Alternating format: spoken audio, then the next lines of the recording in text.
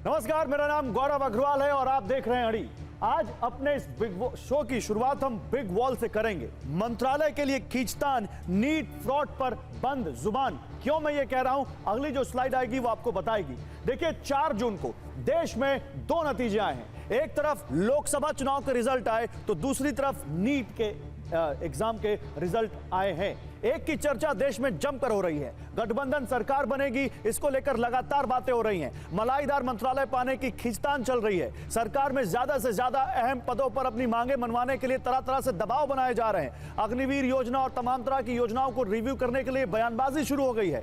लेकिन दूसरी तरफ लाखों छात्रों का भविष्य जिस एग्जाम से जुड़ा हुआ है, लाखों युवाओं का भविष्य जिस परीक्षा से जुड़ा हुआ है, उस नीट के रिजल्ट पर कोई कुछ नहीं बोल रहा। घोटालों के आरोप लगाए जा रहे हैं। सोशल मीडिया पर इन आरोपों की भरमार है, लेकिन इस पर चुप्पी है। सोशल मीडिया पर सवालों की बाढ़ आई हुई है। टॉपर्स की लिस्ट रोल नंबर के साथ शेयर की जा रही है, सवालों के साथ, लेकिन नेताजी की जुबान इस पर चुप है, बिल्कुल बंद है।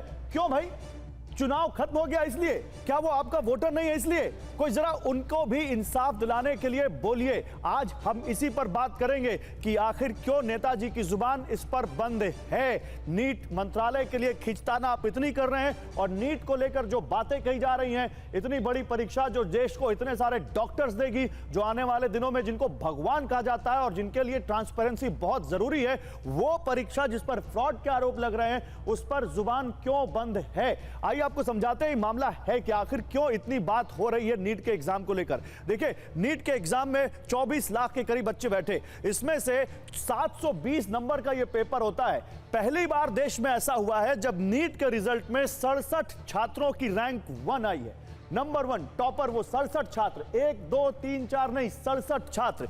एक सेंटर के 8 बच्चों के 720 में से 720 अंक हैं और इसके अलावा कुछ बच्चों के 718 और 719 अंक भी आए हैं। एक्सपर्ट्स इन नंबर्स पर सवाल उठा रहे हैं, एक्सपर्ट्स इन रैंकिंग पर सवाल उठा रहे हैं। एक्सपर्ट्स कह रहे हैं कि यह कैसे हो सकता है कि 718 719 आ जाए। हालांकि इस पर सफाई भी आई है, एनटीए की नेशनल टेस्टिंग एजेंसी की सफाई भी आई है, वो भी मैं आपको बताऊंगा। लेकिन आप समझिए, नीट की परीक्षा 5 मई को हुई थी। 24 लाख छात्र इस परीक्षा में शामिल हुए थे। पेपर लीक की खबर सवाई माधोपुर से भी आई थी उस वक्त। हालांकि उस बार कहा गया कि नीट की परीक्षा पेपर लीक नहीं हुआ है। अब सवाल है, यहां पर सवाल यह है कि एक साथ 67 बच्चों को, एक साथ 67 टॉपर्स को 720 में से 720 अंक कैसे आए? सवाल नंबर 2, एक ही सेंटर के 8 बच्चों का 720 से 720 अंक कैसे आ गया?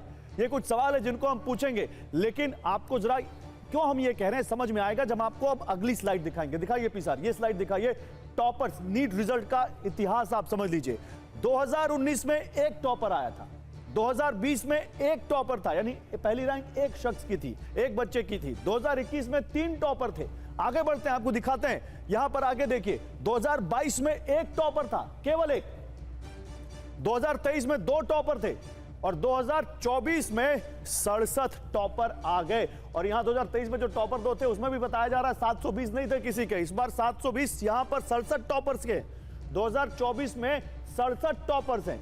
अब यह सवाल उठना लाजमी है कि अगर नीट का इतिहास देखें तो अचानक से ऐसा कौन सा पैटर्न चेंज हुआ, अचानक से कितने मेधावी छात्र आ गए, अचानक से कहां उनको इतना ज्यादा अच्छी कोचिंग मिली, या कहां से उन्होंने इतनी अच्छी तैयारी की कि एक साथ 67 टॉपर। सवाल यह है कि इसको लेकर बहुत सवाल हैं सोशल मीडिया पर, लेकिन हमारे नेताजी कहां हैं?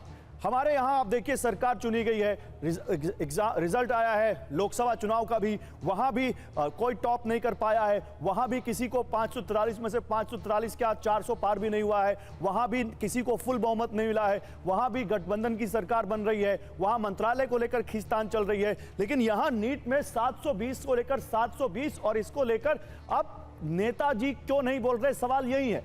मैं आपको एक और चीज दिखाता हूं। यहां पर एनटीए की सफाई क्या है, वो भी आपकी जो नेशनल टेस्टिंग एजेंसी जिसके ऊपर इस एग्जाम को कराने का जिम्मा है, उसने क्या कहा है? उसने कहा 5 मई 2024 को एनटीए को कोर्ट गए, कुछ अभ्यर्थियों की शिकायतें मिली, उसके बाद उनके रिप्रेजेंटेशंस मिले। एग्जाम के दौरान समय की बर्बादी का मुद्दा उसमें उठाया गया था। एनटीए ने ऐसे मामलों का संज्ञान लिया और कोर्ट के 13 जनवरी 2018 को दिए गए फैसले के तहत नॉर्मलाइजेशन फॉर्मूला को लागू किया। ऐसे अभ्यर्थियों को ग्रेस मार्क्स दिए गए, इसलिए 718 और 719 नंबर मिले हैं। लेकिन आपको अब जरा वो सोशल मीडिया में जो वीडियो वायरल हो रहे हैं उनको सुनना चाहिए, आखिर वो क्या कह रहे हैं। मैं एक बार फिर से कह रहा हूं, सोशल मीडिया में ये वीडियो कुछ लोगों ने बनाकर डाले हैं और कुछ सवाल उठाए, एक बार उनको सुनिए, फिर आते अपने पैनल के पास। और देखिए, हम आज दोनों पर बात करेंगे। हम मंत्रालयों की खींचतान पर भी बात करेंगे, हम नीट फ्रॉड पर भी बात करेंगे। ऐसा नहीं कि हम मंत्रालयों की खींचतान छोड़ दे रहे हैं और केवल नीट पर आ रहे हैं, लेकिन नीट बहुत बड़ा मुद्दा है, उस पर भी बात करेंगे।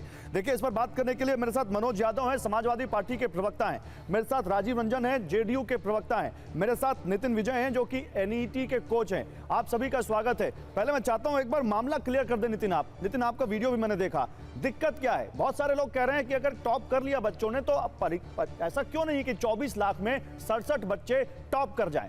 कितना परसेंटेज है? 0.1% भी तो नहीं हुआ। सर, टॉप करने का सिर्फ मुद्दा नहीं है। मैं कह रहा हूं, शायद मैं एक बात और वेरीफाई करना चाहता हूं कि सिर्फ टॉप का मुद्दा नहीं है। आप समझिए कि 685 नंबर 7000 बच्चों के हैं, कई बच्चों को 100 नंबर ग्रेस मिले हैं।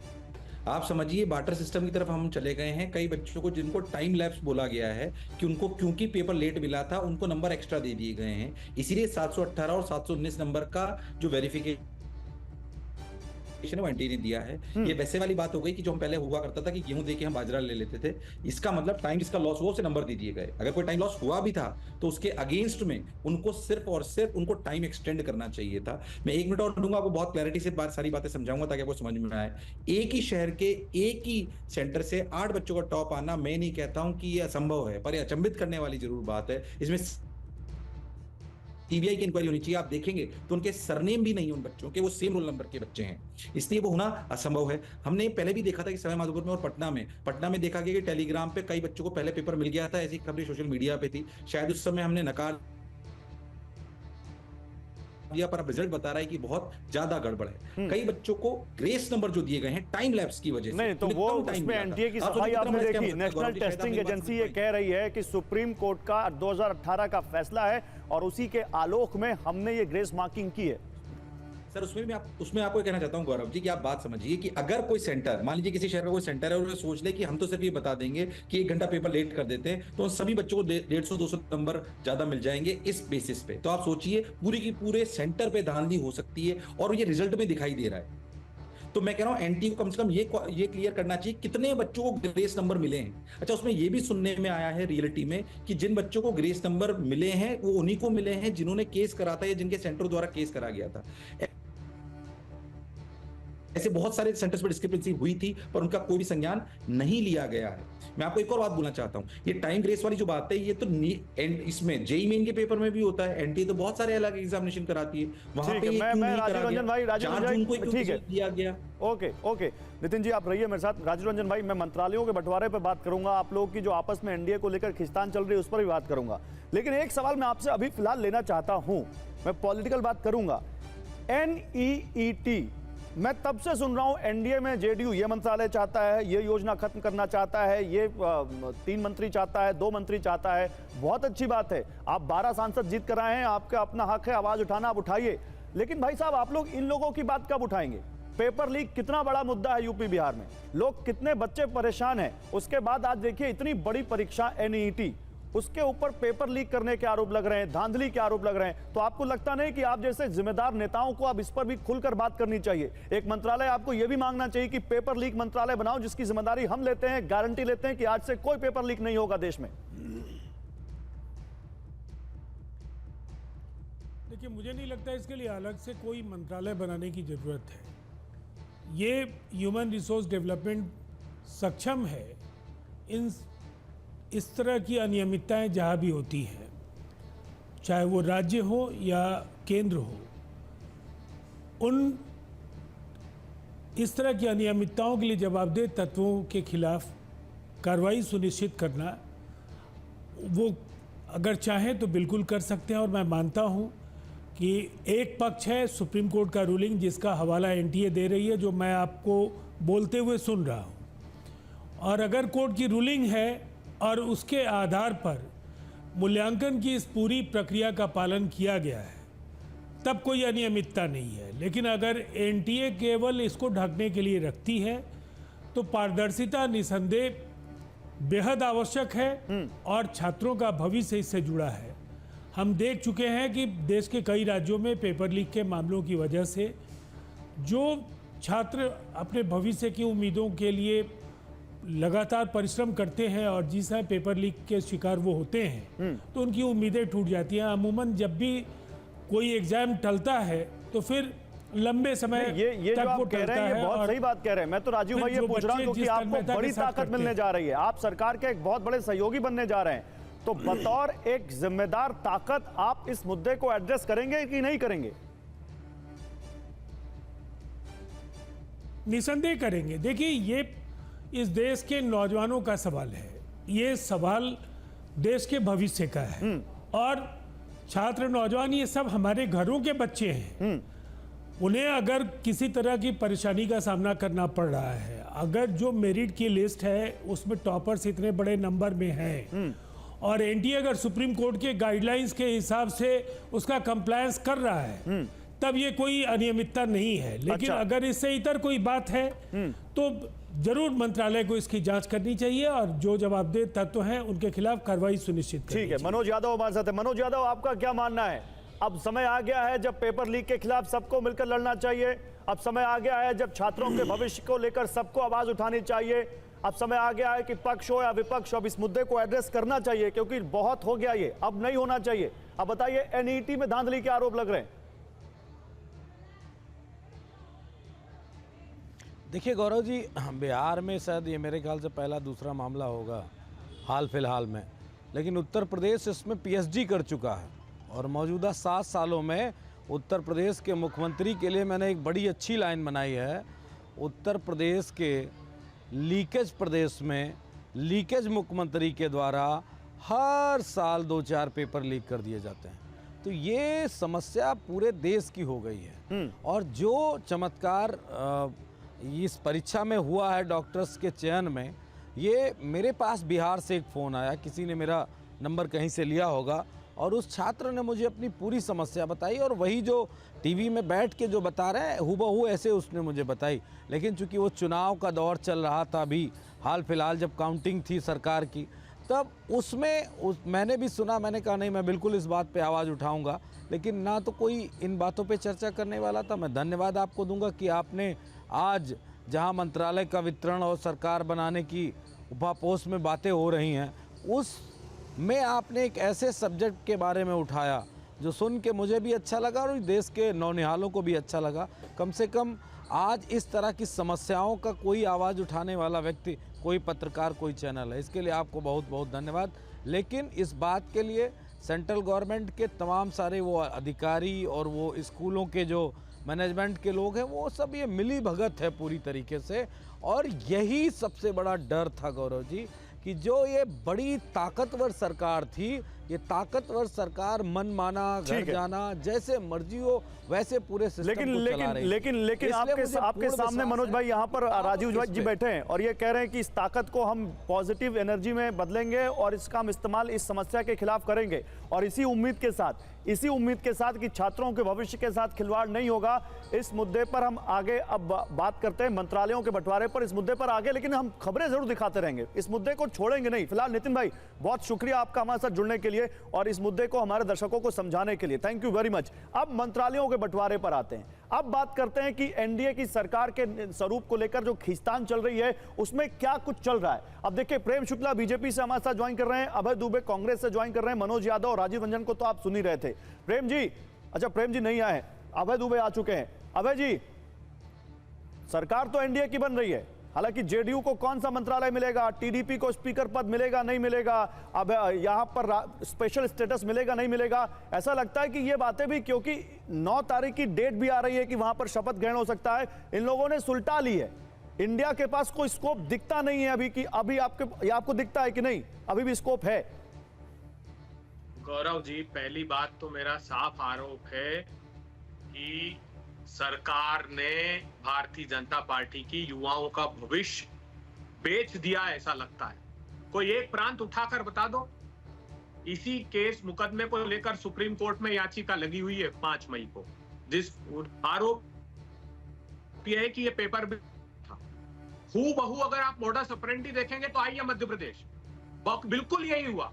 पटवारी भर्ती घोटाले में 60 टॉपर एक ही कॉलेज के, वो कॉलेज भारतीय जनता पार्टी के विधायक का, और उनसे पत्रकारों ने जाकर पूछा, 10 लाख विद्यार्थियों ने पार्टिसिपेट किया था। 23 भर्ती परीक्षा में 1 करोड़ युवाओं का अकेले मध्य प्रदेश में भविष्य लूटा गया। गुजरात ऐसा प्रांत है जहां पर 2014 के बाद एक भी परीक्षा ऐसी है जिसका पेपर लीक न हुआ हो ना, या उसमें गड़बड़ी हुई हो।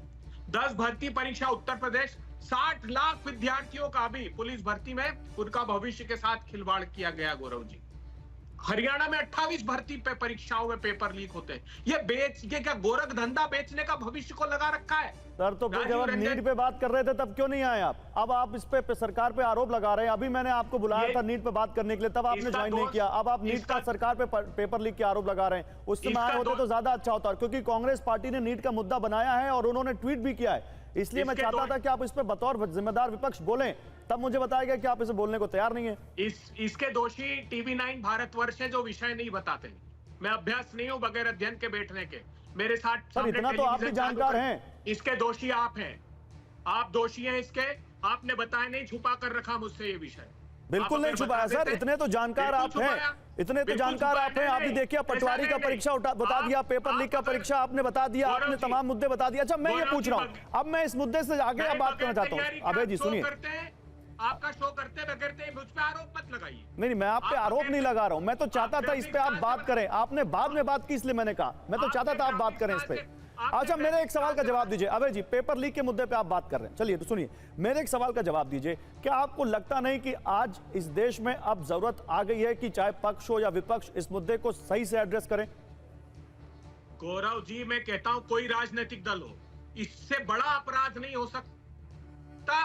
परिवार पूरे अपने जमीन गिरवी रखकर, मां अपने गहने गिरवी रखकर बच्चों की तैयारियां कराती है। आप कल्पना नहीं कर सकते, इतने गरीब बच्चे गांव से शहरों में आकर मजदूरी कर कर पढ़ते हैं, आत्मा जल जाती है। 400-400 300-300 करोड़ रुपए फीस के वसूले जाते हैं उनसे। उसके बाद अगर ये गोरख धंधा हो तो पूरा का पूरा भविष्य उनका दांव पर लग जाता है। मैं तो राजीव रंजन जी अभी नई सरकार की बात कर रहे हैं, हो सकता है कुछ दिन बाद हम लोग साथ आ जाएं, लेकिन मैं आग्रह करता हूं सारे राजनीतिक दलों से कि एक ऐसा सख्त कानून बनाइए कि रूह कांप जाए बच्चों के भविष्य बेचने वाले लोगों का। मेरी प्रार्थना है। और ये हर एक सेम मोडस ऑपरेंडी देख लीजिए आप, प्रांत दर प्रांत मैंने आपको गिनाया। तो ये कम से कम बच्चों का भविष्य के साथ इतना बड़ा खिलवाड़ नहीं होना, आत्मा जल जाती है। मैं नहीं चाहते हुए भी इस पर, क्योंकि मैं बगैर तैयारी के नहीं बोलता हूं। हाँ, मैंने सुना और मेरी आत्मा जल गई कि आप क्या लगता है अभय जी से संपर्क कट गया। अच्छा आ गया अभय जी, अब अभी अभय जी आ गया। अभय जी अपनी बात पूरी कर लीजिए। जी तो गौरव जी, मैं तो साधुवाद भी देता हूं। जैसे अभी हमारे समाजवादी पार्टी के प्रवक्ता महोदय ने आपको कहा, मनोज भाई ने, कोई नहीं इस पर बात करता। आपने मुखरता से, निर्भीकता से ये मुद्दा उठाया, साधुवाद है आपको। और ये एक नई सरकार की शुरुआत जैसा राजीव रंजन जी कर रहे हैं, और राजीव जी मुखरता से खिलाफत करिए, नहीं तो अप्रासंगिक हो जाएंगे। जो प्रतिसाद आपको मिला है वो सरकार में रहे या सरकार के बाहर, जन सरोकार के मुद्दों को मुखरता से उठाइए। अच्छा ठीक है, लेकिन अब राजीव रंजन जो मंत्रालय मान रहे हैं उस पर कुछ अभय दुबे आप बोलेंगे? वो कह रहे हैं कि हमें भैया 3 मंत्रालय चाहिए, वो कह रहे हैं कि अग्निवीर स्कीम खत्म होने चाहिए। आपको लगता है कि ये नई सरकार उस इकबाल वाली सरकार होगी जो 10 साल चली है? अगर इस, क्योंकि गठबंधन का सरकार चलाने का आपके पास अच्छा खासा अनुभव रहा है। गौरव जी, सरकार तो वो चलेगी हमारी, खटाखट खटाखट खटाखट खटाखट। ये देखिएगा, थोड़े दिन बाद हम टेलीविजन चैनल पर होंगे और 19 मंत्री आ रहे हैं केंद्रीय। मर्यादा पुरुषोत्तम भगवान राम ने, वो हनुमान जी ने जो सोटा वहां कर्नाटका में चलाया था वो चलाया है यहाँ, क्योंकि मर्यादा पुरुषोत्तम राम के मंदिर शंकराचार्यों को अपमानित किया। आप देखिए, बाबा विश्वनाथ धाम 3 घंटे प्रधानमंत्री जी पीछे रहे, वहां की जनता ने भी उनको, भारतीय जनता पार्टी को सबक सिखाया। अब सबक सिखाने का दायित्व है हमारे आदरणीय भाई राजीव रंजन जी को, नीतीश चाचा को और टीडीपी को। ये मंत्रालय का बंटवारे की खींचतान में बदनाम भारतीय जनता पार्टी अभ्यस्त है, ये बदनाम टीडीपी और जेडीयू को करेगी। ये मंत्रालय मांग रहे, सरकार उनके कारण, अगर बनती है तो सरकार उन्हीं के कारण, बहुमत दिया नहीं भारतीय जनता पार्टी को। तो ये जो गठबंधन अगर बनता है तो गठबंधन के जो प्रमुख साथी हैं, अगर वो जन सरोकार के लिए मंत्रालय की मांग करते तो बीजेपी के लोग ये पीछे से बदनाम करना प्रारंभ करेंगे कि देखो मंत्रालय की खींचतान हो रही है। और बड़ा खुलासा आज हुआ मतलब है। आप कह रहे हैं बीजेपी वाले जेडीयू को बदनाम कर रहे हैं, ये तो बड़ा आरोप आपने लगा दिया। बीजेपी एक बड़ा आरोप और एक मैं अभी आता हूं अभय भाई, आपने काफी लंबा बोल दिया। आखिरी बात, नहीं गौरव जी, आखिरी बात 10 सेकंड सिर्फ 10 बोलिए। सेकंड दीजिए। राजीव रंजन जी, अब प्रार्थना है, 30 लाख करोड़ रुपए का स्कैम हुआ है। गृह मंत्री जी ने और प्रधानमंत्री जी ने खुद टेलीविजन चैनल के इंटरव्यू में कहा है कि स्टॉक पर में इन्वेस्ट कीजिएगा, बहुत बड़ा मुनाफा होगा, जबकि ये उनका मैंडेट नहीं था। ना सेबी ने एक सर्विलांस डिवीजन ने मॉनिटर किया। 4 जून के पहले खरीदने का टेलीविजन पर बोला और उसके बाद शेयर मार्केट डाउन हुआ। 30 लाख करोड़ रुपए, 5 करोड़ इन्वेस्टर्स हैं उसके। हम जेपीसी की मांग आज राहुल गांधी जी ने की है। राजीव रंजन जी, आप उसका साथ दीजिएगा, न्याय का साथ दीजिएगा। ठीक है राजीव रंजन, जवाब दीजिए। राजीव रंजन, लेकिन पहले आप ये जवाब दीजिए, ये कह रहे हैं कि आपको बदनाम किया जा रहा है, आपको या मंत्रालय के लिए खींचतान नहीं कर रहे। आप क्लियर कीजिए, आप क्या चाहते हैं इस सरकार में? आप बिहार के लिए स्पेशल स्टेटस चाहते हैं, आपको स्पेसिफिक मंत्रालय चाहते हैं, तो आप गौरव योजना जी, का रिव्यू चाहते हैं, क्या चाहते हैं? आपके शो में मैंने किसी मंत्रालय की चर्चा की? देखिए, सबसे पहली बात तो गौरव जी, आपसे हमारी जो भी बातचीत हुई वो नीट को लेकर हुई, और अब जिन मुद्दों पर सूत्रों के हवाले से अलग अलग चैनल्स पर चीजें चल रही हैं, इसके लिए हम भारतीय जनता पार्टी को क्यों कसूरवार ठहराएंगे? देखिए, ये पूरा का पूरा जो अभियान है, सबको ये पता होता है कि बीट रिपोर्टर्स के जरिए ये कहानियां कांग्रेस और कांग्रेस के सहयोगी दल भी प्लान करा रहे हैं, और ये आज के सियासत का एक हिस्सा है, इसको नकारा नहीं जा सकता है। कई बातें ऑफ द रिकॉर्ड झूठ कह करके भी उसको काफी सनसनी पैदा करने के लिए कही जाती हैं और वो चीजें आ जाती हैं। एक बात तो ये है। दूसरा है, हमारी पार्टी की ओर से आधिकारिक तौर पर अभी तक किसी भी मंत्रालय विशेष की चर्चा या कितने बर्थ होंगे उनकी चर्चा नहीं है। जो सवाल है वो बेहद अहम है। अगर अग्निवीर योजना की समीक्षा की बात की है तो निसंदेह ये एनडीए को स्वीकार करना होगा कि आपको जो मैंडेट मिला है ये इससे थोड़ा और व्यापक हो सकता था। नहीं राजू भाई, ठीक है, आप अपनी बात रख रहे हैं। मेरा सवाल कुछ और है। मैं आपसे ये नहीं पूछ रहा हूँ एनडीए को जो मैंडेट मिला है वो मैंडेट कहाँ पीछे रह गया, ज्यादा रह गया, वो तो ठीक है, उस पर विश्लेषण होगा। जनता दल यूनाइटेड एनडीए की बहुत अहम घटक दल बनकर उभरी है, 4 सांसद कम होने के बावजूद। पिछली बार 16 थे, इस बार 12 है। अभी खबर आ रही है शिंदे 2 मंत्री मांग रहे हैं, अभी खबर आ रही है चिराग 2 मंत्री मांग रहे हैं, खबर आ रही है कि स्पीकर मांग रही टीडीपी। तो ये खबरें ऐसे नहीं आती सर, हम लोग भी सालों से रिपोर्टिंग कर रहे हैं, कहीं ना कहीं आग लगती है तभी धुआं होता है। मैं ये पूछ रहा हूं जनता दल यूनाइटेड क्या चाहता है? आप ये मत बताइए कि हमको ये मंत्रालय चाहिए, आप सरकार के इस गठन में अपनी भूमिका क्या चाहते हैं? देखिए, मैंने आपको कहा मंत्री परिषद का गठन माननीय प्रधानमंत्री जी का विशेषाधिकार है, और जब आमंत्रण सरकार में भागीदारी के लिए आएगा, निसंदेह कुछ चीज़ें जरूर अपने तरीके से हर पार्टी अपनी बात रखती है, लेकिन इन बातों को कभी भी सार्वजनिक करने की अपेक्षा किसी को नहीं करनी चाहिए। ये सूत्र काफी अच्छे शब्द, तो आपने ये तो सार्वजनिक तौर पर बोला है कि अग्निवीर स्कीम को रिव्यू करना चाहिए, ये तो आपके नेता सार्वजनिक मंच पे बोल रहे हैं, आप बोल रहे हैं कि नहीं बोल रहे हैं? बिल्कुल किया है। मैं कुछ और आपको मुद्दे भी बता देता हूं।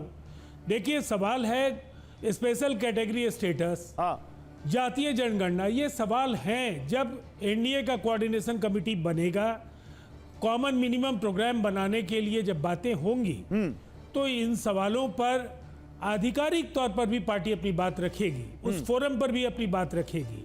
लेकिन अब तो ये पब्लिक डोमेन में है, इसको बोलने वाले लोग आपके चैनल पर भी है, और पार्टी को रिप्रेजेंट करने वाले लोग इस बात को लगातार बोल रहे हैं। तो मुद्दों पर बात करना, मैं नहीं समझता हूं कि गठबंधन को लेकर अग्निवीर स्कीम को रिव्यू करने में क्या चाहते हैं, ये मैं पूछ रहा था। आपने बोला, आप पूरा नहीं बोल रहे। अग्निवीर स्कीम में क्या खामी आपको दिखती है जो आप रिव्यू करना चाहते हैं, और इसके लिए आप किसी से बात हुई है? मैं आ रहा हूं एक बार, अभय जी आ रहा हूं, मनोज जी आपके पास पहले आऊंगा। आपको अगर स्मरण होगा तो जनता दल यूनाइटेड ने अग्निवीर योजना को लेकर के जिस समय हम एनडीए में नहीं थे उस समय भी हम मुखर थे और उसकी खामियों पर एक विस्तृत जो विवरण है वो आधिकारिक फोरम पर हम लोग रखेंगे। आप समझ सकते हैं जो अस्थायित्व को लेकर के सवाल है, जो उससे जो लोग बेरोजगार होंगे बड़ी संख्या में उसकी चिंता है, उन सवालों पर जो नियुक्ति की प्रक्रिया है उन सवालों पर बातें होंगी। लेकिन अभी मुद्दे कई हैं, उन पर पार्टी आधिकारिक तौर पर जब बात करेगी तो हम लोगों के लिए भी कुछ कहना ज़्यादा सहज होगा। इतनी बात है कि कुछ सवाल हैं, जनहित से जुड़े सवाल हैं और नेशनल एजेंडा ऑन गवर्नेंस का वो दौर याद कर लीजिए, अटल जी का दौर। उस समय बड़ी संख्या में पार्टियां थी, सरकार ने अपना कार्यकाल पूरा किया, जनता से किए वायदे पूरे किए और निसंदेह जो कई ऐसे सवाल थे जिस पर व्यापक सहमति नहीं होती थी उन पर कोई निर्णय अलायंस की पहल पर सरकार नहीं लेती थी। तो ये एक इतिहास है एनडीए का और हम लोग उस दिशा में कोशिश करेंगे कि ये इतिहास तो नया जो स्वरूप हो उसमें भी ये बातें तो इतिहास बहुत कुछ कहता है जेडीयू का, सीधी लकीर तो जाती नहीं है और इसीलिए आपसे ज्यादा सवाल पूछे जा रहे हैं। लेकिन मैं तारीफ करता हूं कि आप सभी सवालों का सामना करते हुए बड़े अच्छे नहीं, बस केवल 30 सेकंड में आपका ये जवाब। मैं आता हूं सर, अभी 20 सेकंड में अभी और टाइम दूंगा आपको, मैं आपको और टाइम दूंगा, लेकिन आप बहुत देर से बोल रहे हैं। मनोज जी ये बेहद अहम है। अरे इसी पे बोल दीजिएगा आप बस 30 सेकंड मुझे दीजिए। अच्छा बोल दीजिए, मुझे 30 सेकंड दे दीजिए। देखिए एक बात बिल्कुल साफ है, नीतीश कुमार जी ने 50 वर्षों के जीवन में काजल की कोठरी में रख करके खुद को बेदाग साबित किया है और नीतीश कुमार जी ने किसी को युवराज बनाने के लिए कोई राजनीतिक समझौता नहीं किया है और इस पर बार बार उनके चाल चरित्र और चेहरे पर बिहार की जनता ने मुहर लगाया है। सिवाय मीडिया के नीतीश कुमार जी को सब लोग समझते हैं और बिहार की जनता तो बेहतर तरीके से समझती है। सर हम तो वो हैं कि आपका गुस्सा भी झेलेंगे, आपका प्यार भी झेलेंगे, आपकी तारीफ भी झेलेंगे, आपकी आपत्तियां भी झेलेंगे, लेकिन दर्शक तय कर देगा कि वो क्या है, वो क्या चाहता है। मनोज जी अब आपका टर्न है, बताइए भाई, काजल की कोठरी में भी रहकर बेदाग है नीतीश कुमार, आप लोग क्यों उन पर सवाल उठा रहे हैं? और वो कोई मंत्रालय जो चाहते हैं वो आपस की बातें कर लेंगे, कोई खींचतान नहीं है, क्यों मजे ले रहे हैं आप लोग? गौरव जी कोई मजे नहीं ले रहा और सबसे बड़ी बात यह है कि मंत्रालय रियल में कोई बहुत बड़ा मुद्दा नहीं होना चाहिए। मुद्दा तो ये बड़ा होना चाहिए कि जो राजनीतिक दल और जो नेता अपने ब्रेकफास्ट में विधायक खाते हों और अपने लंच में सांसद खाते हों और शाम को राजनीतिक दल खाते हों, उनके साथ जो भी सहयोगी दल हैं एनडीए के, उनको बहुत अलर्ट रहने की ज़रूरत है, क्योंकि जो ये 10 ईयर का बीता उसमें बड़े बड़े एनडीए के घटक दलों का क्या हाल किया गया ये सबको पता है। मैं तो एक बात कहूँगा कि कोई भी मंत्रालय ले लेना, लेकिन अपने दल को, अपने सांसदों को, अपने नेता को सुरक्षित कर लेना, यही सबसे बड़ी गौरव जी बात है। अगर ये नहीं कर पाए तो निश्चित तौर पे जिस दल के साथ अलायंस होने जा रहा है एनडीए के साथ, जो तो इतने जानकार तो वो भी होंगे, नीतीश कुमार जी 2.5 दशक से बिहार की पॉलिटिक्स के सेंटर पॉइंट बने हुए हैं, इतनी चीज नहीं समझते वो?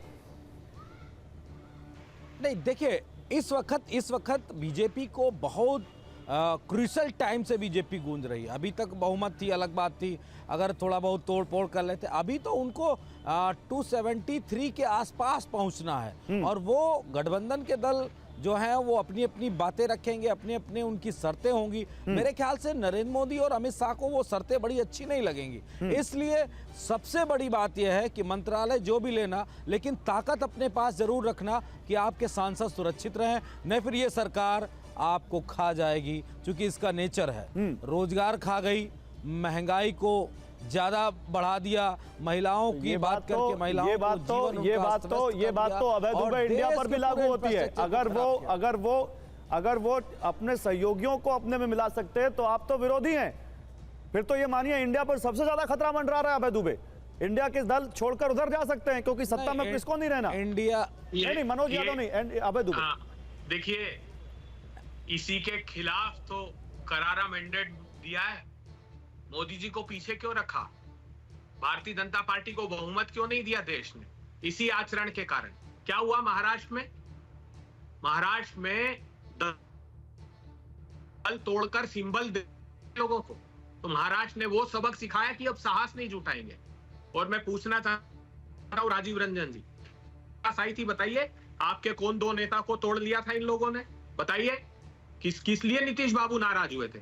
आपकी पार्टी को खत्म करने की कगार पर ला दिया था इन्होंने, तोड़ने की कोशिश कर रहे थे, तब तो आपने ज्वाइन किया। और ये हमारे चाचा जी बड़े समझदार है, अच्छे पॉलिटिशियन भी है वो, और अच्छे गवर्नेंस का मॉडल भी उन्होंने पेश किया। मैं उनका बड़ा शुरू से प्रशंसक रहा हूं। ये तो रद्दीमाल भारतीय जनता पार्टी ने ही बताया था उनको। मैंने कभी उनकी आलोचना सार्वजनिक रूप से कभी नहीं की, आज भी नहीं करूंगा, वो साथ रहेंगे तो भी नहीं करूंगा। बिल्कुल। बड़ा सवाल देश के सामने क्या है?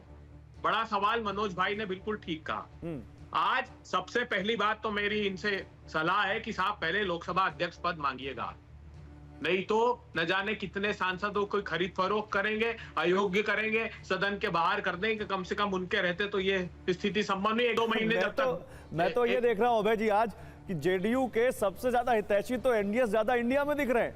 जिस तरह से मनोज यादव बोल रहे हैं, जिस तरह से आप बोल रहे हैं, आप लोगों को ज्यादा डर सता रहा है इनकी एक इकट्ठा रहने का।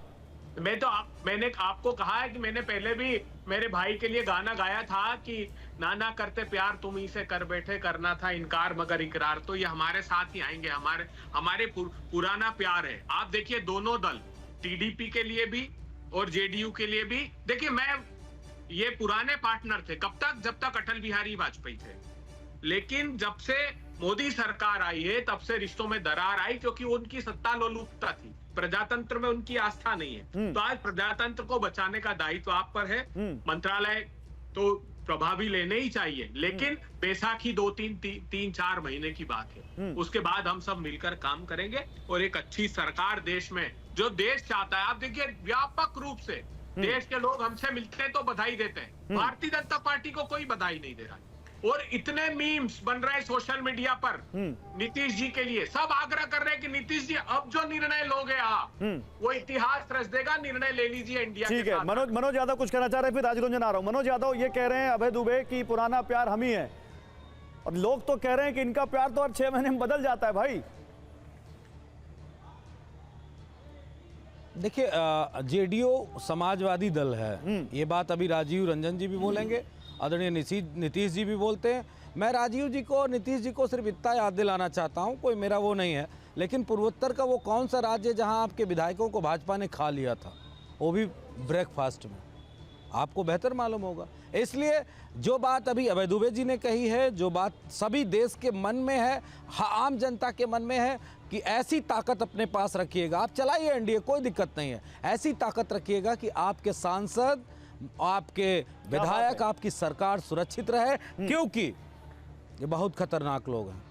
हम बिल्कुल आपके इस पे नहीं है कि आप कहाँ रहें कहाँ न रहें, ये आपकी मर्जी है, लेकिन ये बात सबसे महत्वपूर्ण है गौरव जी कि कम से कम इस देश के लोगों ने इतनी मेहनत करके 400 पार 300, आज अगर कोई इस चर्चा को देख रहा होगा मनोज भाई, राजीव भाई और अभय जी, आज अगर कोई इस चर्चा को देख रहा होगा तो इस देश के हेल्दी स्वस्थ लोकतंत्र की सबसे बड़ी तस्वीर उसको दिख रही होगी कि विपक्ष में बैठा एक दल पक्ष में बैठे एक दल को कितनी अच्छी सलाह दे रहा है कि भाई तुम ये देखना कि तुम बचे रहना, हम तुम्हारे मैं समय खत्म हो चुका है। एक मैं राजीव भाई बहुत देर से नहीं बोले, राजीव रंजन जी आप दोनों की सलाह को स्वीकार एक लाइन कह लीजिए, एक लाइन मैं एक लाइन बोल दूंगा, एक लाइन बोल दूंगा, एक लाइन में सिर्फ एक लाइन मैं एक लाइन बोलता हूं। देखिए जो बात, वो गाना बड़ा पुराना है देशभक्ति का, लाए हैं हम तूफान से किश्ती निकाल के, इस देश को रखना मेरे बच्चों संभाल के, कामों बेसी यही स्थिति है आज।